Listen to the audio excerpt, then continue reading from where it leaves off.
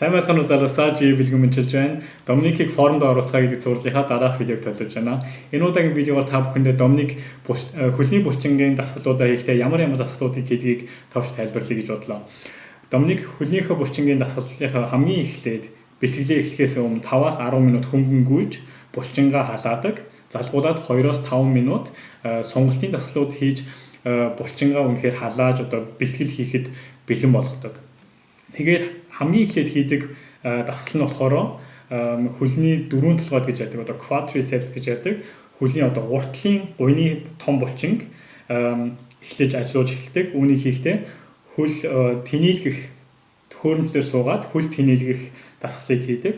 Үүнийг хийхдээ 2 удаа маш хөнгөн жингээр орж бас дахин халаагаад тэгээд 4 удаа 10-аас 12 давталтайгаар энэ дасгалыг хийдэг.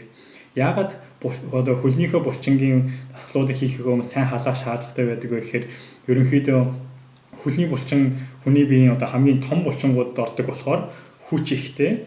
Тийм болохоор бас ялангуяа үе мөчөндөө хүн ямар нэгэн бэртэл авахгүй тулд сайн анхаарч халааж явах шаардлагатай байдаг. Тэгээд энэ дасгалыг хийсний дараа залгуулад Доминик суулт хийдэг. Жирийн үндсэн дасгалуудад ордог суултыг хийхдээ 3 удаа 8-аас 12 давталтайгаар хийдэг. Одоогийн байдлаар Доминик суулт хийхдээ 100 кг-аар хийж байгаа. Тэгээд залгуулад штанга урталтаа бариад суулт хийж байгаа. Front squat гэж ярьдаг. Тэрнийг хийхдээ болохоор 2-оос 3 удаа бас 10 давталтайгаар хийж байгаа.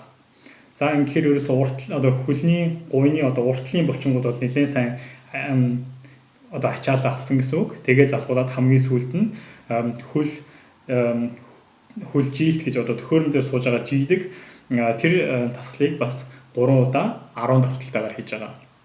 Тэгээд үүнийхээ дараа залгуулад хөлийн гуйны артлын булчин буюу biceps гэж ярьдаг. Хоёр толгойд булчинг тэрнийг хийдэг. Үүнийг хийхдээ хэвлий дээр хөвтөөд хөлөө нугалдаг төхөөрөмж байдаг. Тэрэн дээр 4 удаа 10 давталтайгаар хийж байгаа. Тэгээд залгуулаад төгсгөлд нь шилдний дасгал хийдэг. Ингээд Доминикийн хөлний дасгалын өдөр бүрнээр ингээд төгсөж байгаа гэсэн үг. Та бүхэн анзаарсан бах Доминик хөлнийхөө өдөр үндсэн таталт ерөөсөө хийдэггүй. Яагаад тэгэхээр тэр дасгалыг болохоор нуруу хийдэг өдрөө оруулсан байгаа. Тийм болохоор энэ өдөр бол яг ялангуяа хөлнийхөө уртал дээр маш сайн анхаарч ажиллаж байгаа одоогоор. Тийм болохоор ингэж хуваасан байгаа гэсэн үг. За та бүхэнтэйгээ дараагийн видеогоор уулзцгаая. Амжилт.